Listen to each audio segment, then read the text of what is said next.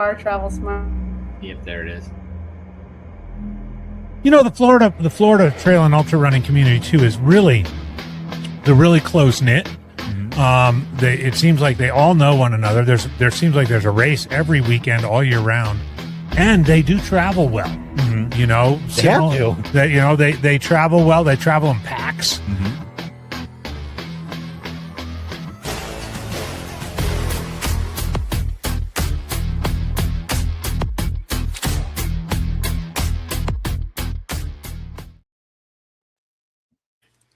All right, welcome to Pacer Travel on this March 12th, 2026. It's full summer already.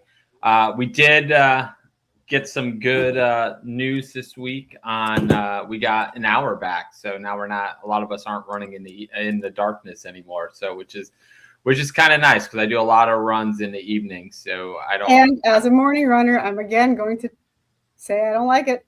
I do agree. And what's funny is we'll talk about Big Scrub a little bit later, but I'm going to start early in the morning.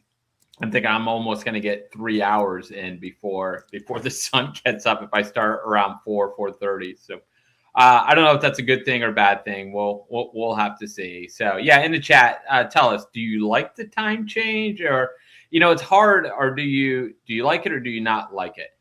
It is hard now, but we start gaining that little bit of time every. I mean, you do gain time, but I hate the idea that people say we gained an hour. We didn't gain an hour. The sun still comes up and sets a set amount of time each day, minus or plus a minute or two each day.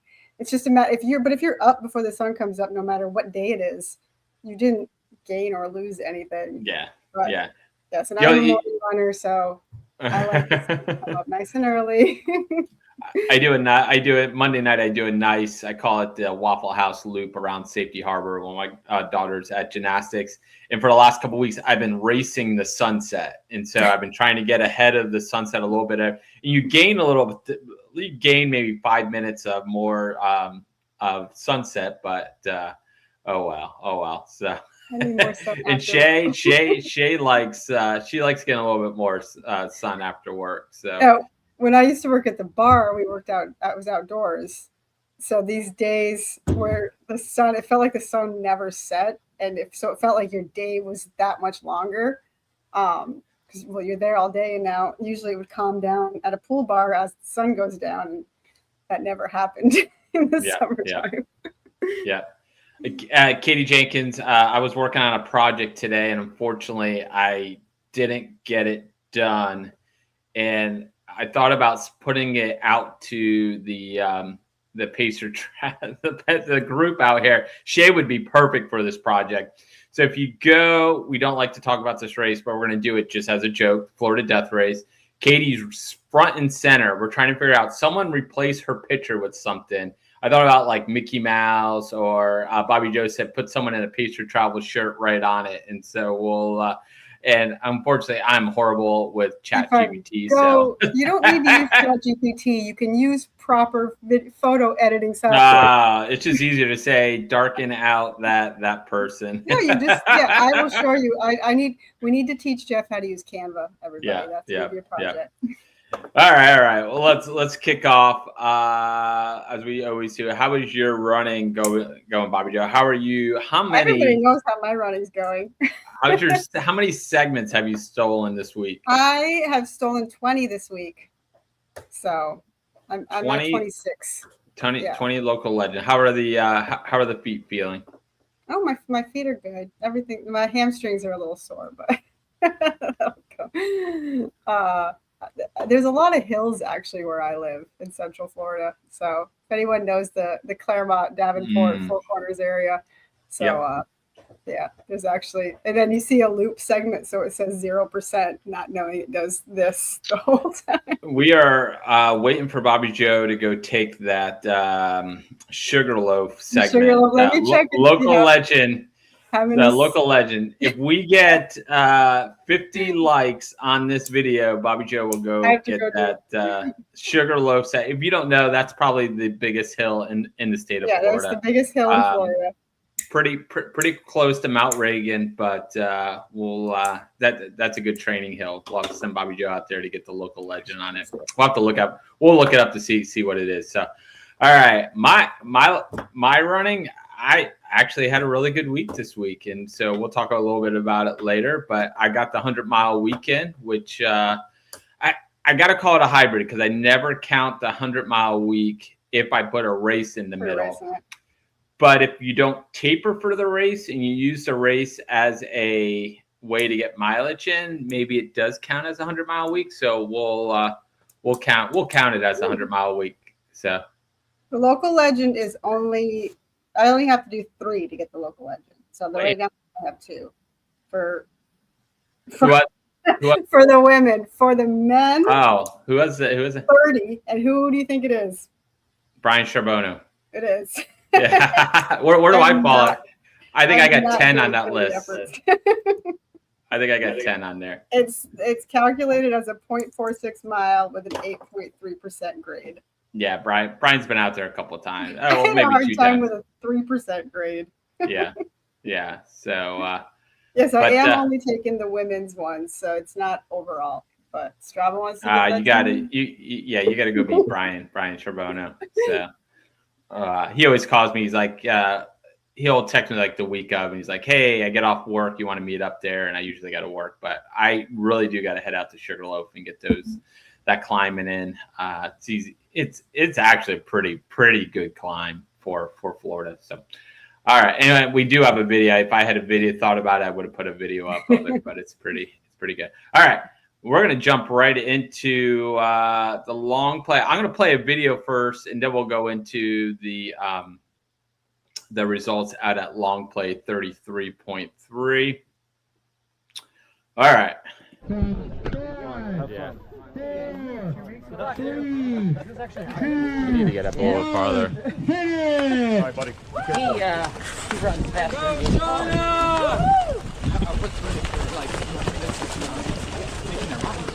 Were you? Yeah. We're done. Yeah. You went that way. I went this way. Okay. I was there. Look at Walt behind us.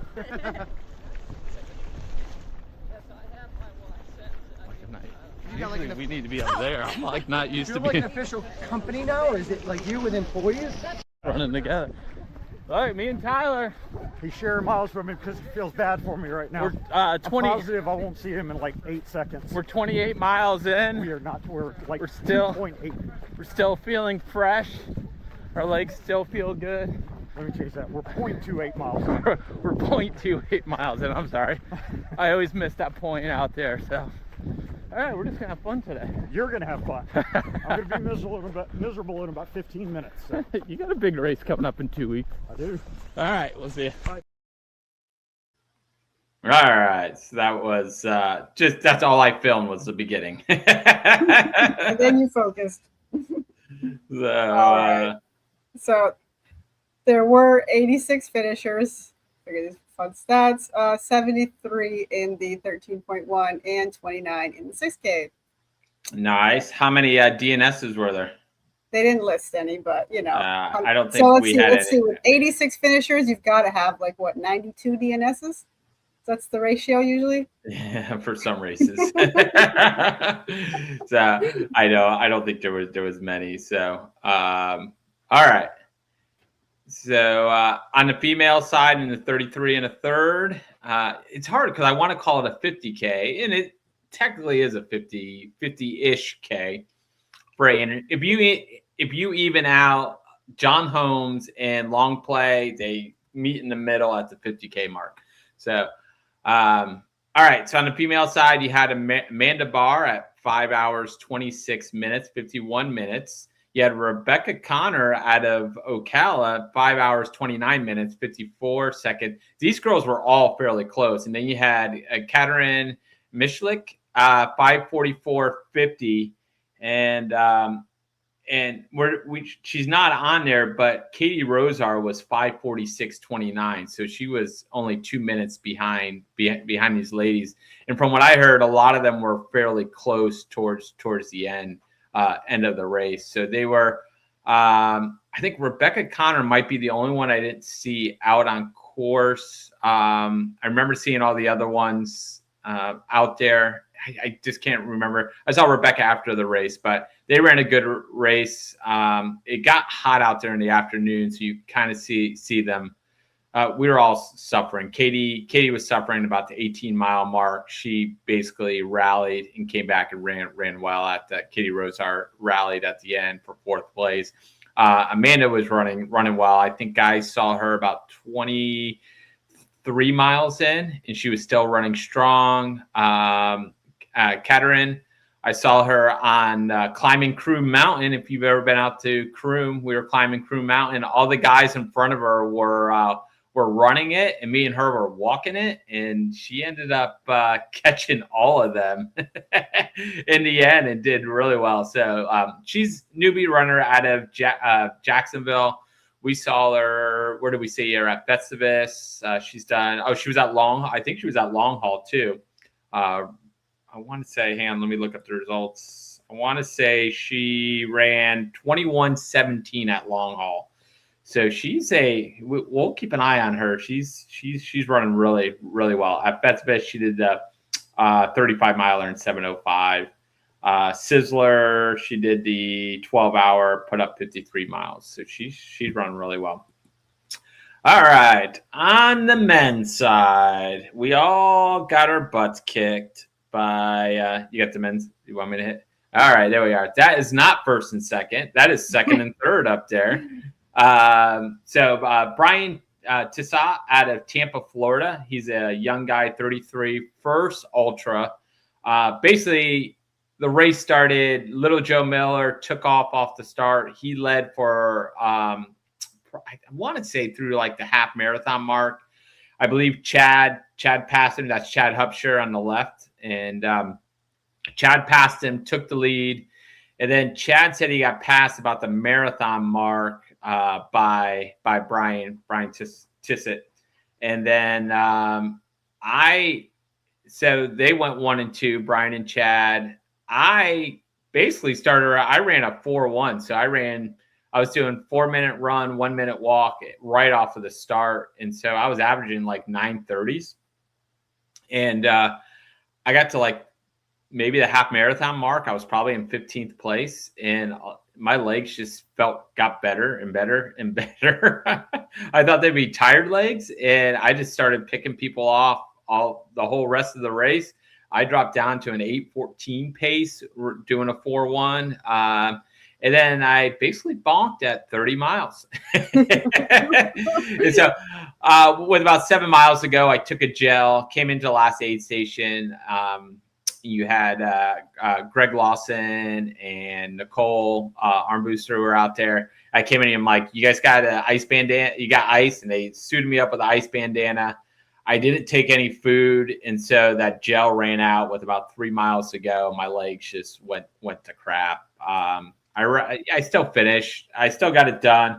I probably could have knocked off another probably 5 minutes, and I don't think I would have gotten second, but I would have been a little closer to that 5 hour mark. And then Little Joe Miller, I thought I had a big gap on him because I saw him about 28 miles, 26, 27 miles in, and he basically rallied and came back and ran really well to finish out the race. And he wasn't, I think he was only he was only 8 minutes behind me. So he pulled him really, really well. So congrats. A lot of other good runners in there. Congrats to everybody in there.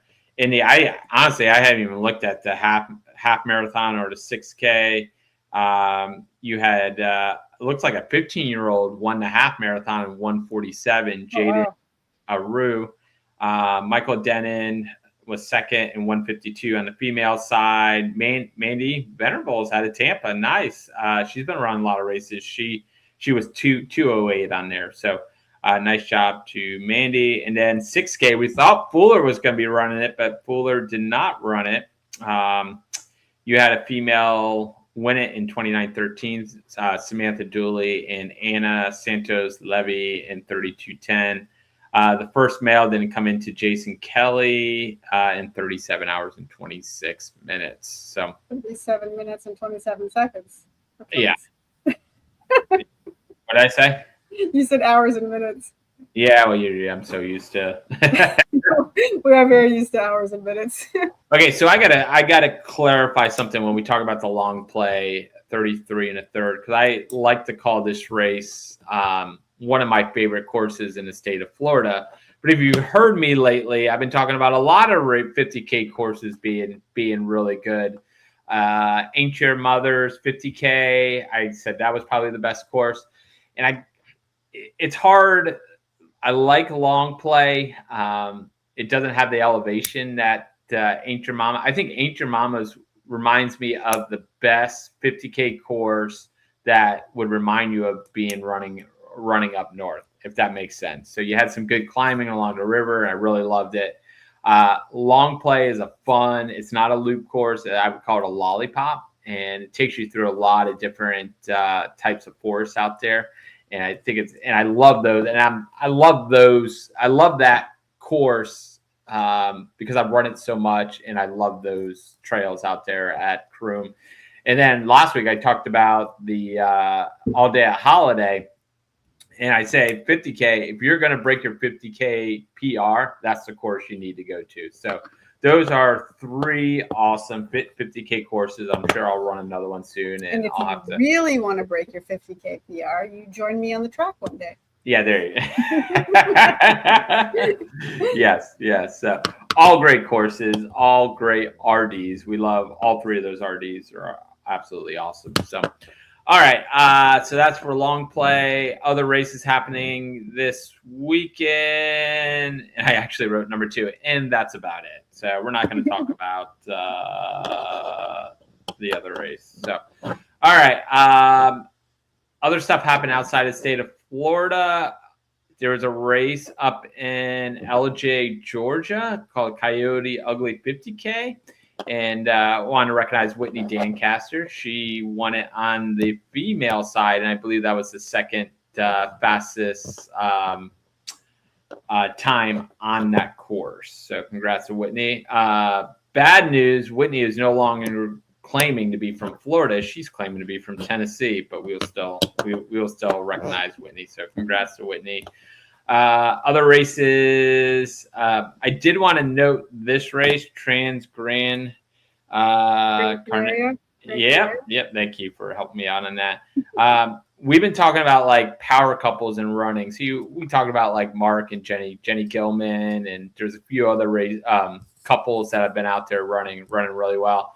Well, in the I believe it was the 50K, you had Henrietta and Jonathan Albon both won it on their side. So that is pretty impressive that they both won. I think I can't remember last year we were talking about them and we're like, I wonder if they're related, and they are related. Let me find out. That was, what race was it that they were?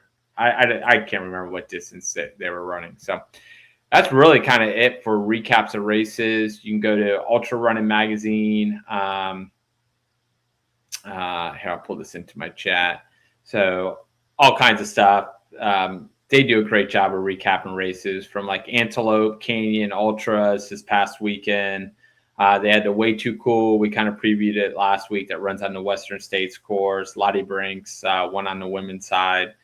Stump Jump 50K up in Tennessee.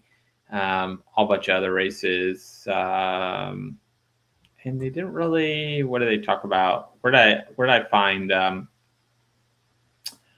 long play? I had to scroll over here to find the long play. We don't know who that is right there. So, but those are we had the other results, but those are results from the race. So, all right, clicking over, we have upcoming races. So this one's gonna be really cool this weekend. So you got Two Prairies Ultra, free race by Combat Racing, Joe Miller, Papa Joe Miller, not young Joe Miller we were talking about earlier. This race, Joe said, sold out in 24 hours. It runs through the Ocala National Forest. It runs through Juniper. What do you say? It starts at Pat's Island, and I believe it runs south. I forget. It runs through two of the prairies. So you got Juniper Springs. You have, I can't remember the other prairies. I'm about to run through all of them in a little bit. So this is BobbieJoe was talking about this the other day. Like, we need to do a video on what a fat ass ultra is. So BobbieJoe, what is a fat ass ultra in your words? Oh, Jeff, I'm glad you asked. It's a free race with very little swag, often no aid stations, and you just kind of go run it. However, there are races like the Pinellas Trail Challenge that are 100% aided if you want. But yeah, don't expect any bling or t-shirts. Expect a good time, and if you get anything, then that's a bonus. Yep. So down to Juniper and then up to Hopkins. So Emily is doing this year. So we're going to pull up the entry list for this. Yes, that is a good explanation. And one way you could say is like Dirty Bear Run, the 6-hour fat ass race, because it's free, no aid stations. You get like Baldwin, 50K. Yep. You get shitty awards. I like a sticker as an award. Yeah. Just so race directors out there know, I like a sticker. So yeah. So yeah, we have a great race. WTF will be out there at the turnaround for the 50K with popsicles, cold fruit, and is that pie? Is it actually? It is. It's on Pie Day. Holy! It's on Pie Day. Yeah, that's awesome. All kinds of pie. So that's 3.14. That's March 14th. So, and I didn't even realize tomorrow was March 13th. So that's yes, this is a fat ass race, but they're gonna have. It sounds like they're gonna have a fully crewed aid station. Yeah. All right, let's look at the entry list because I think this is gonna be a awesome race here coming up. As a preview, you got Scott Hoover in there, Justin Boyle, Lucas Vidal. Who else I see in there? John Ballman, few other people. That's on the guy side. I was talking to John because John's crewing me for Big Scrub, and he's talking about wanting to win the race. Arian was, where's Ari? Arian's on there, right? I don't see Arian.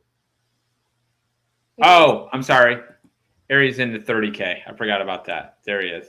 And then the females, you've got Caitlin Soley. You got Caitlin Saunders. Yep. So this is going to be a great race. Joe said he predicts the course record is going down. So Arian has a course record in 5:29. John Ballman has second fastest time, 5:32. Charles Merling, who is also running the race, 5:48, and Scott Hoover in 5:40.48. So those guys are pretty close together. So this is going to be, I think it's going to be a great race for these guys out here. I don't know what the 30K, Ari's going for the 30K record, and I don't know what that, I don't know. Let's see if I can find it. The 30K, you've also got Brandy Krischer, Nicole Armbruster, Craig Betts, Emily Quintanilla. So Emily, your foot must be feeling good. Are we finally fully recovered? Yeah. All right. So the course record, Nicholas Urena has the course record in the 30K at 2:53. Craig Betts is 2. Joseph Fuller's 3. Going down from there. So on the women's side, Carla Katz in 3:06. Brandy is second fastest in 3:26. So we could see some records going down in this race. The female record is 6:27 on the 50K and 5:29 on the male side. So great race. We're excited to get some stuff from Joe Miller. He's going to send us some videos so that we can see and keep us updated on the race. So good luck to everybody. Emily's emoji use. Did she? Is that a eggplant? I mean, it's an eggplant squirting. What's the other thing before it? It's a piece of steak, I think. I don't know. I was talking to Kevin and Emily today, and I'm like, we need to come up with a race where the goal is to see who could cheat in it without getting caught. So we set up the course, and we set up the course in a way that you can cut the course and cheat. But we have race marshals out there, and if the race marshal catches you, you get a time penalty. Kind of like stealing bases in baseball. Yeah. So that's the. Thank you, Shay. That's a new holiday for me. So I'm like, how awesome would that be? How awesome would that be to have that type of race? So, all right. So that's the first race we're talking about. You guys all threw me off. We got Two Prairies. Also happened this weekend. You got the Picnic Island Ultra by Mike Melton down there. They have a couple of different distances. Yeah, I did this one last year. It's a 10-hour, 6-hour, and 3-hour, I believe. It was there. 6 hour half marathon. So you got a half marathon, 6 hour. Yeah. And a 2. Yeah, I did the 10-hour last year. It's like a gravel course. Beautiful parts of it are, I think, on the Florida Trail and down in Jupiter, and then I saw signs for the Florida Trail. I don't know if it's on the Florida Trail. And then lots of hills. It seems to go like up one way and then down, like here on this. I can't remember, the last half felt like it was all uphill. I think I can't remember how big the loop is. And then they have a short, so I think it's like a 3-mile loop or 2-mile loop or something. But then they do the little short loop. So if it's in that last hour and you're not going to be able to get back out there and come back, or you can go on the little short loop and get some laps. And Katie was out there last year volunteering. I ran it and did not do very good because I didn't know that about the course. I didn't know that it was gravel, and I didn't know it had so many hills. So I want everybody to know that. All right. So that's big. We'll get you updates from Picnic Island next week. And what was the other race that Mike's timing? He's at the, I'm going to butcher the name, but it's the Glades race, the Mikosuke Glades runner down in the Everglades. Oh, that's what Kudak was talking about. They were trying to get it's on an Indian tribe. Mm-hmm. Native or Indian reservation. So Mark was talking about getting the permits and stuff with them. So, and that's happening. So you got Mike Melton will be there on Saturday, and then Picnic Island is on Sunday. So good deal, cool deal. And good transition there, Kevin. Are you guys doing anything at Calford?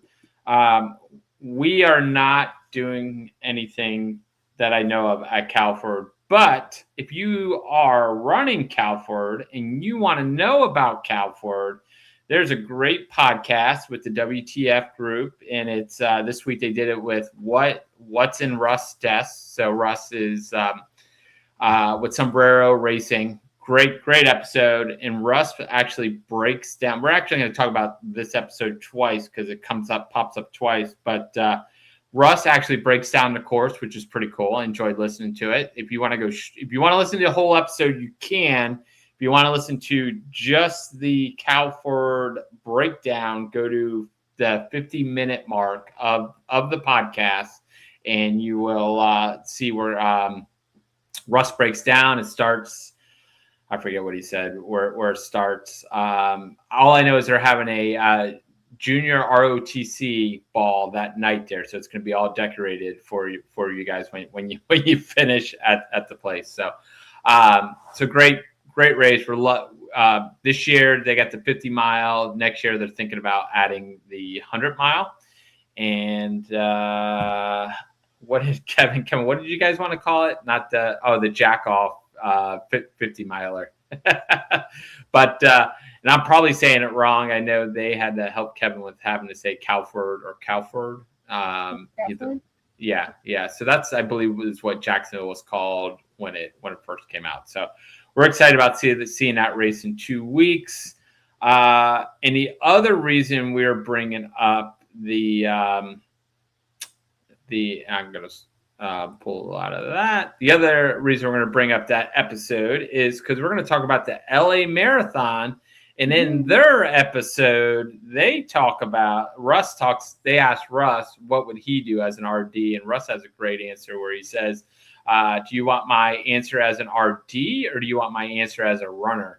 And I can't remember what they has.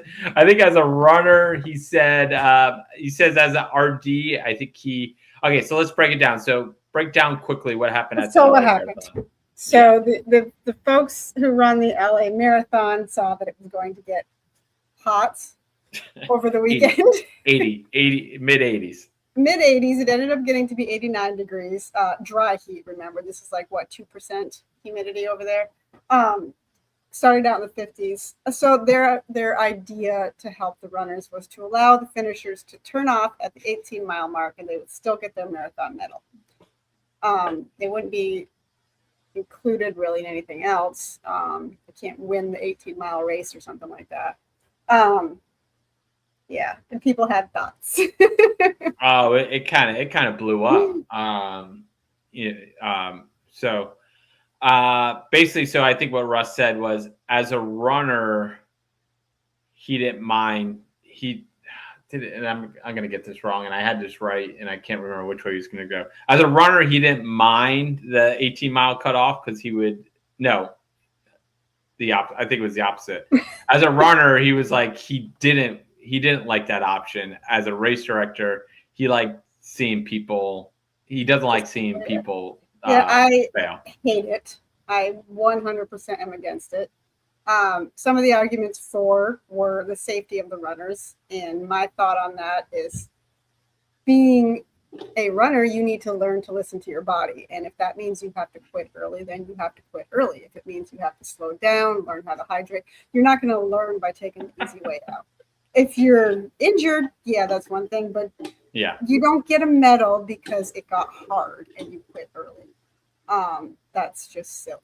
The other thing I don't like about it is it sets a precedent for future race directors. So when this happens, are they going to do it every year you have a hot year? Are they going to do it because it rains one year? Are they going to, someone get up north in a winter race and you have a late snowstorm, say, that comes in April, which happens, are they going to, where does this stop? So it's a slippery slope for allowing this again and again. And it doesn't teach the runners anything. I know it's their race, but you signed up for a marathon, you run a marathon, or you quit early and you try again the next. So there's nothing wrong with the DNF. There's nothing wrong with going out there and trying and not making it. So that's my thoughts.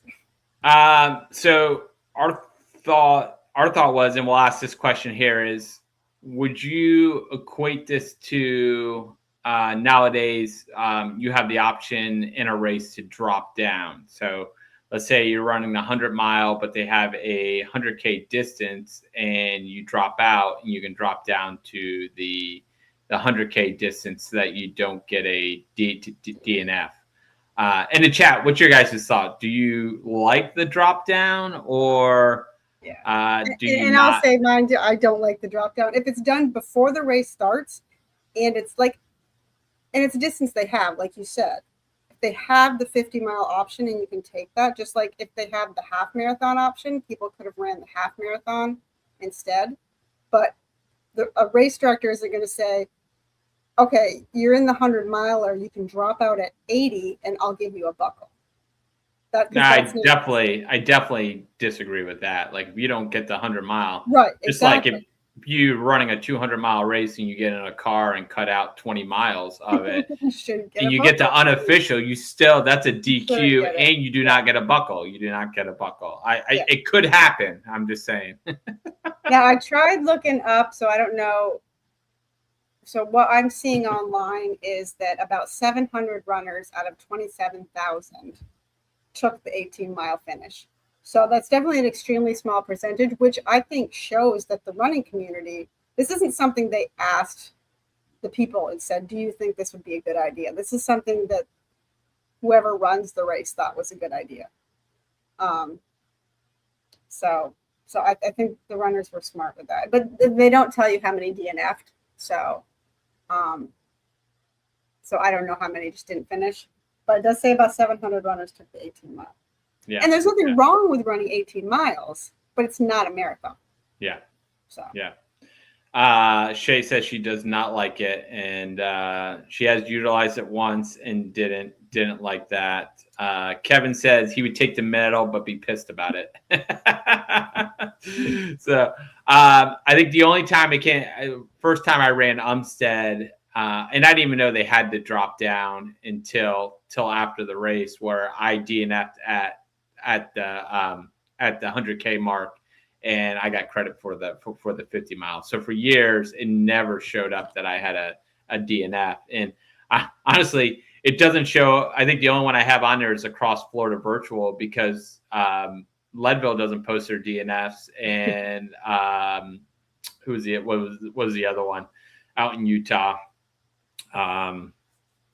Out in Park City, Utah. I can't remember it. Wasatch doesn't post their DNF. So if you look at my ultra sign up, I technically have no DNFs on there, but in my opinion, I have three on there. So yeah, what Emily says, adding the temptation makes it harder to keep going. See,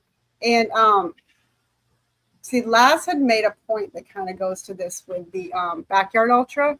People argue why there aren't men and women finishers in a backyard. There's only one finisher.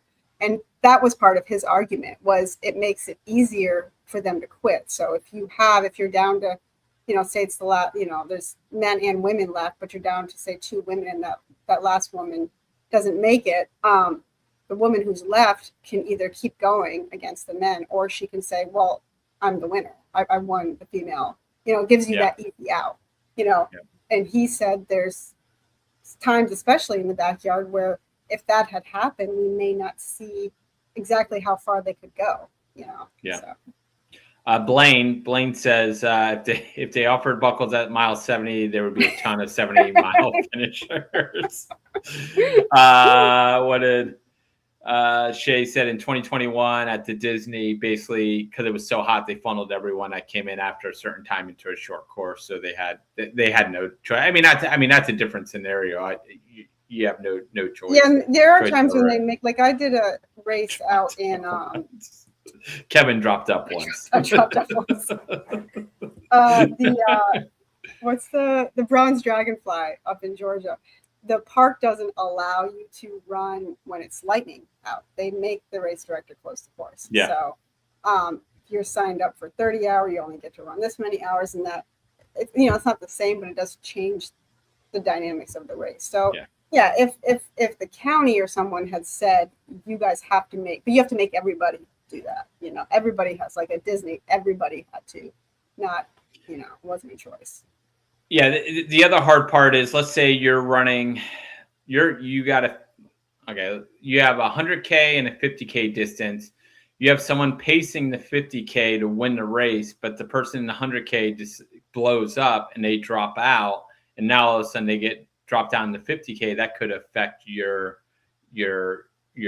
how you finish on the podium. Right. So, and I think you don't know what race they were running in, so you might run your race differently, even though at the end it's like, oh well, their place doesn't matter. It's like, well, I didn't know that. I thought I was racing against this guy. Yeah. So I think what they had to drop down at the all day holiday. But what Nick Urena was saying was he was getting because he dropped down, he got an unofficial finish at the race. He got him so. But again, it's kind of different because they did have that option. Like I said, I don't agree with the drop down unless it's before the race starts. And because like I said, I don't think there's anything wrong with having a DNF. Ultra sign-up scores are ridiculous. They make 0 sense. So we shouldn't put any weight in those. And you shouldn't. Yeah. put all that. I was telling someone the other day, my ultra sign-up score will not change because I have so many races on there. It's just if I get 100% or I get a 0%, it's just still stays at like 81%. So, yes, Shay said this is why long haul doesn't offer the 100K anymore. More people used to sign up for the 100. So, well, yeah, that was back in the day. They had every distance at whatever you wanted. They would do for you there. So we would have had a bunch of 100K belt buckles. In the mud a year? Everyone would have taken that. Everyone would have had 100K. Yeah. Hey, chat. Just thank you. I love that you guys jumped in. So that's awesome. I'd love to hear from you guys, which is pretty cool. So, all right, we're gonna move on to the next thing. Is the Strava group. So. Damn you, Josh Coleman, out there in Arizona, training for the Arizona Monster 300. He smoked all of us with a 150-mile week. Look at his elevation.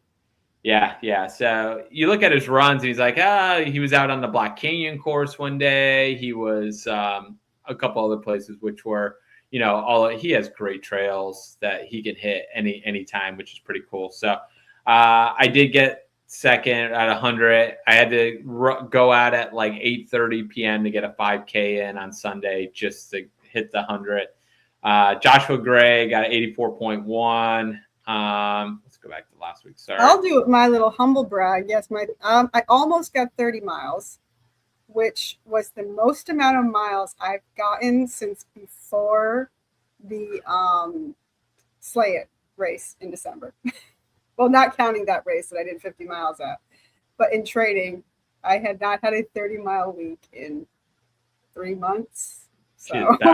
She is back on the horse. So I believe Kay was our top female with 57.1. And another one I want to talk about is Marty Gardner putting up 55.3 miles. We're going to see. All right. You think Marty accepted my friend requests on Strava? I don't know. Maybe he doesn't even go on Strava. I don't think Marty does. I think those are old. No, I'm following Marty. Oh, did he? Yeah, Yay, thank he you. accepted you. We wanted, and the reason I wanted to follow him because I wanted to see where do I find his activities. There it is. We want to see. Man, he was on a cruise ship. I want to see his cruise ship miles.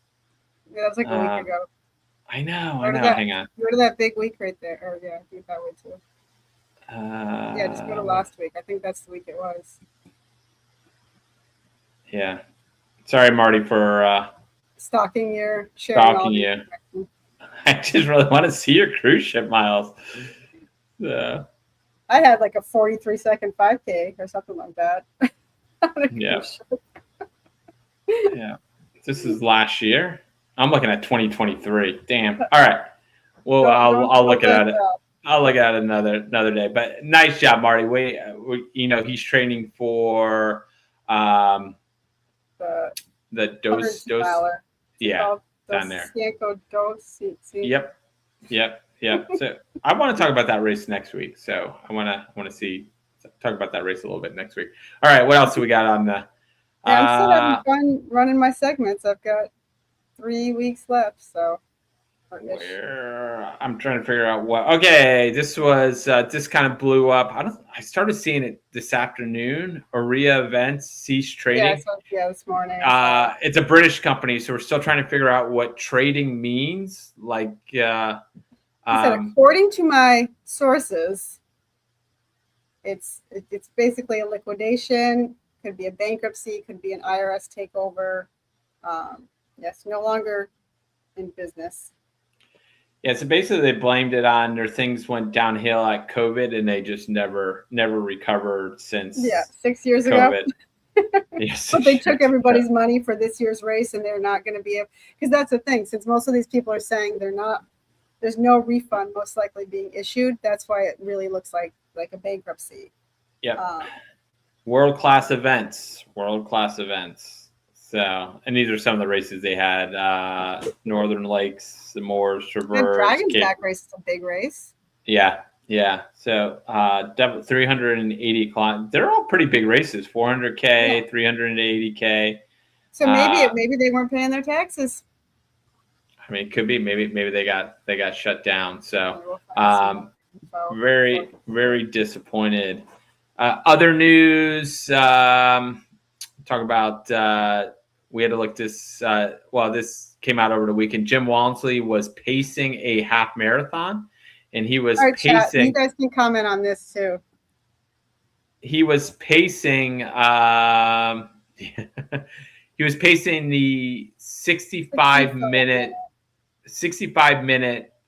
pacing group. Can you imagine that, pacing the 65-minute pacing group? Like, I'll pace the 2-hour group, right. not the 65, and he got it in sub 65. So absolutely, it was a few seconds sub, because you want to be as close to that 65 minutes. The big question comes up because his official half marathon PR is 64 minutes and change. Yeah. So he either really held back on that marathon, or he's in a half marathon, or he's in super excellent shape now that he can pace that. So what would his time be if he were to actually race a half marathon today? Yeah, and this was a Hoka sponsored event, so that's why Jim was there. He was wearing the new shoes, the fast shoes that everyone's talking about. And they say, like, Jim always does things for a reason, and this is his way of saying, dude, I'm still in good shape, man. I'm ready to roll. And Hoka's still paying me. Yeah, Hoka's still paying him. So it'll be interesting to see what 'cause I don't believe Jim has an entry in the Western States this year. So will he show up at Chianti to get a ticket coming up? I'm sure if he showed up at Western States, they'd be like, here's your bib. We had it saved for you. They're pretty strict about stuff like that. They don't just Walmsley. Yeah. The problem is with permitting. Unless someone drops, they don't have that. They don't have that spot. It's not about no race. 100% of the entrants show up. Yeah. Well, that race, yes. There's usually not DNS. Somebody got the flu the week before. Yeah. There's no way 100% of those entrants show up. Well, that's what the wait list is. So no, but that's what I'm saying. That's what the wait list is. But if that doesn't mean who shows up day of. Yeah. These people could very well want to show up, and something happens 24, 48 hours beforehand, and they don't make it. And some people, as you know, do not take their names off. Yeah, that's kind of interesting. So, but yeah, I mean, here's the entry list so far. You got Killian Jornet, David Sinclair, who Hans Troyer, who just beat David Sinclair's course record at JFK.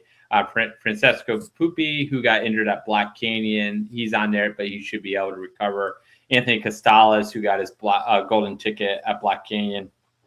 Will Murray, who Will won Black Canyon last year. Daniel Jones, the list just goes. Seth Ruling, but as it was like last year, you started seeing those people dropping out. Jeff Brown is on there again.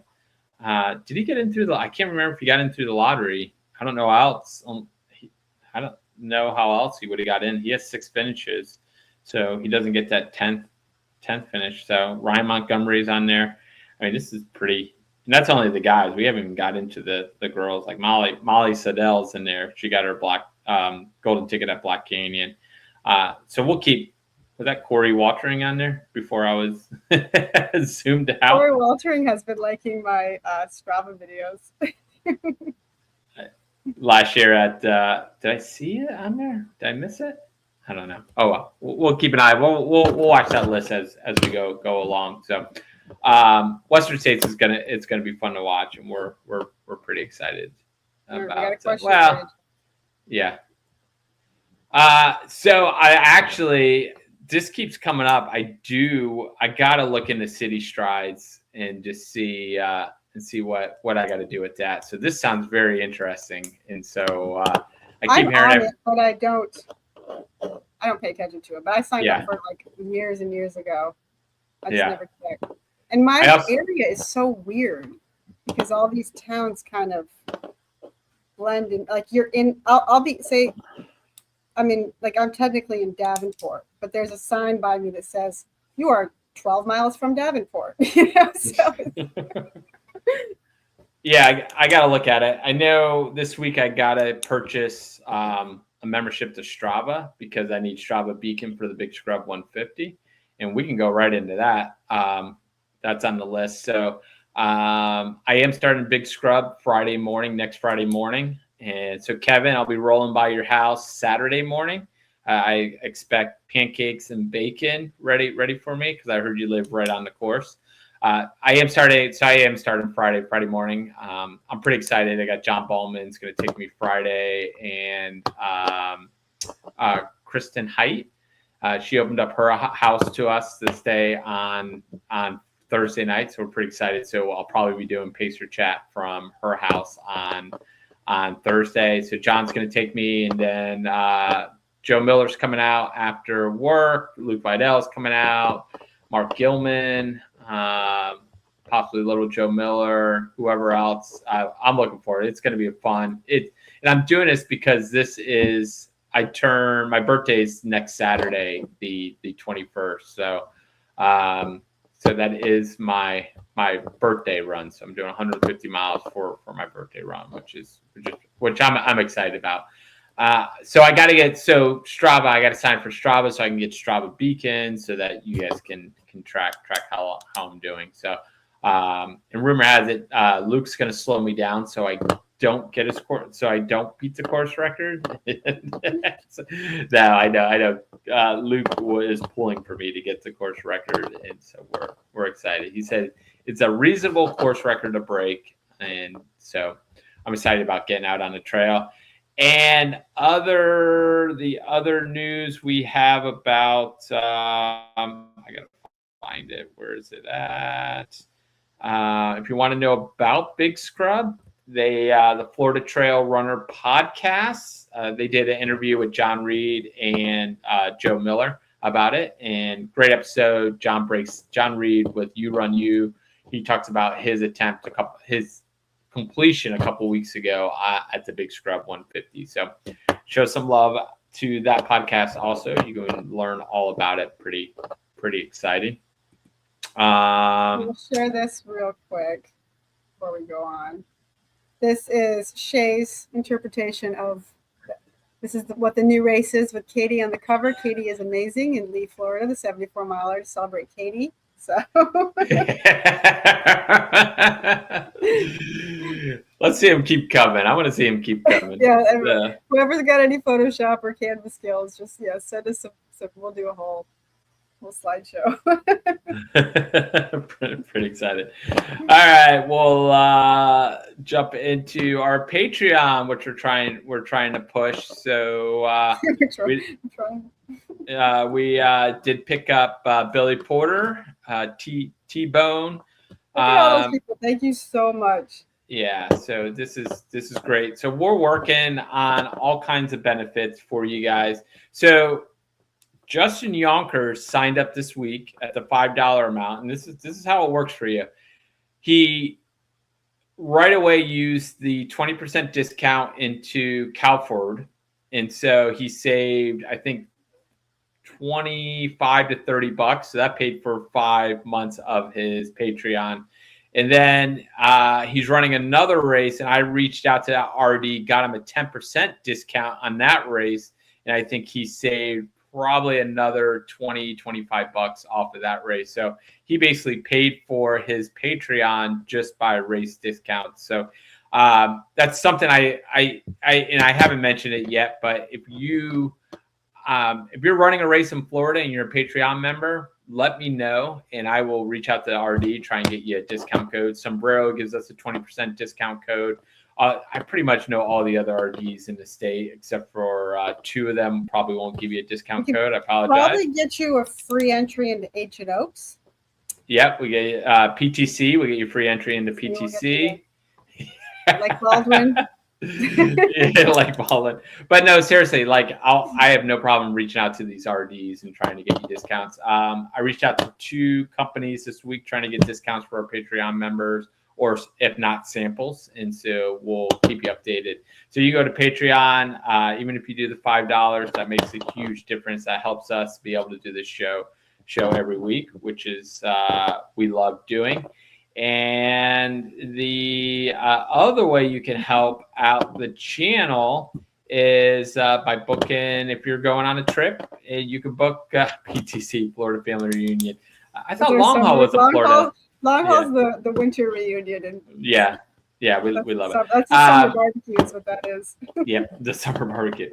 The sauna fest. The other way you can help out is booking travel through us, and it doesn't cost you anything to use our travel agency business. Basically, reach out if you're going somewhere and you're like, Mark Gilman's going to the Rabid Raccoon, and he said, hey, can you look at help us with booking it? So I looked up hotels for him. There's actually a video on our Facebook page that showed looking up stuff for him. So it doesn't cost him extra money to use the travel agency, nor does it cost extra for the hotels and stuff. The hotel pays out a commission regardless of, if you book it through hotels.com, they pay that commission to hotels.com.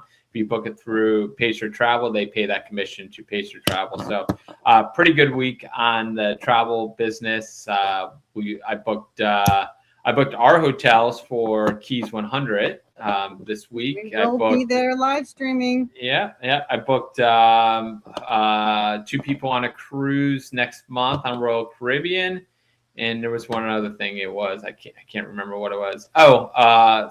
Family going to Universal. I booked them this weekend at a hotel over at the new one of the new Universal hotels. So reach out if you're traveling. Reach out. I'll tell you if I can help you out or not help you out. Nick, you're going to some of these Western races where you need to know: do you stay at the start? Do you stay at the finish? Like Western states, a lot of people don't know you need 2 rental cars for that. They recommend you have 2 crews because of how the roads work together. So So Billy has a great question. Can you do Airbnb? I cannot do Airbnb, but I would. Let's say you're traveling to a race.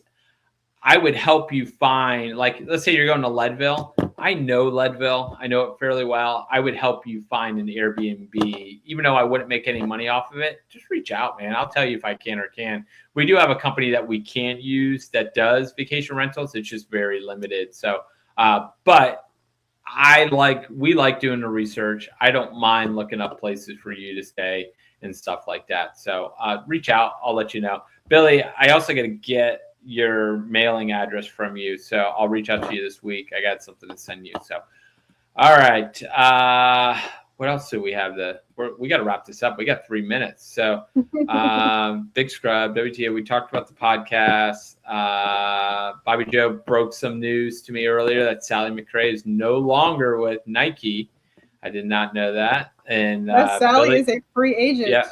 And I don't think Billy was doing a thumbs up to that, but we will put that. That's okay. Well, sure. That was So Sally's doing what Zach Bitter did when Zach left Ultra last year, which is testing new shoes. So she started with the normals, I think, the Killian ones first, I think, and then she went on to Mount Coast, the H1s. She really liked those. But yeah, she's doing a whole shoe thing. I hope this also means that her merch is no longer going to be affiliated with Nike. That's my hope. I would like a yellow hat. I just don't want a yellow hat with a Nike logo on it. So. All right, you got to keep talking. So I'm trying to get a picture over. I'm trying to get a picture over to the. Anybody else want to hate on Nike with me for the next 2 minutes? Now, Blaine, the LA Marathon finish. Runner's fault, the half marathon. No. That was the marathon. So he got passed right at the end. Okay, yeah. I saw the finish. I didn't know there's something with a motorcycle with that. Runner's fault or lead motorcycle. That right there is half marathon. But the LA marathon, the guy got passed right in the last 2 feet. And the announcers again. Another announcers had no clue what was going on, and they didn't even see him. They thought that race had a really cool thing where the females went off. Whoever crossed the finish line the first got a $10,000 bonus. And so they did it so that it gave the women a fair advantage to it. So I guess they thought that this guy, I don't know what they thought, and this guy just came from behind and basically passed them. Well, it just shows that the race doesn't end at the tape. The finish line is 50 feet past. You start slowing down before you hit that tape in a race like a big marathon like that. That's not how you race. Yeah.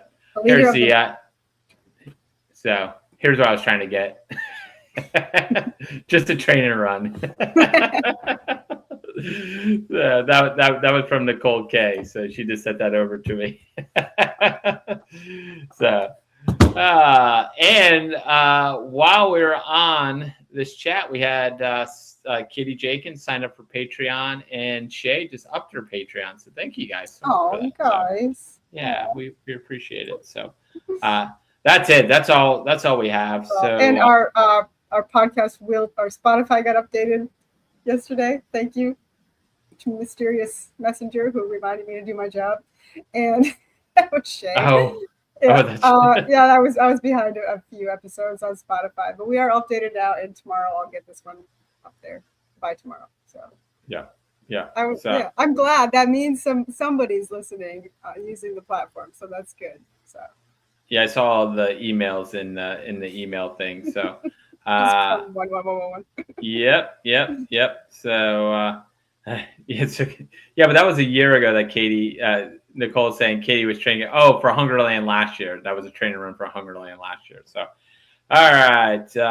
Again, the website, I like this, and I'm going to start using this saying. So this week, have fun out on the trails, run far, and travel smart. We will see you next week. Have a good week.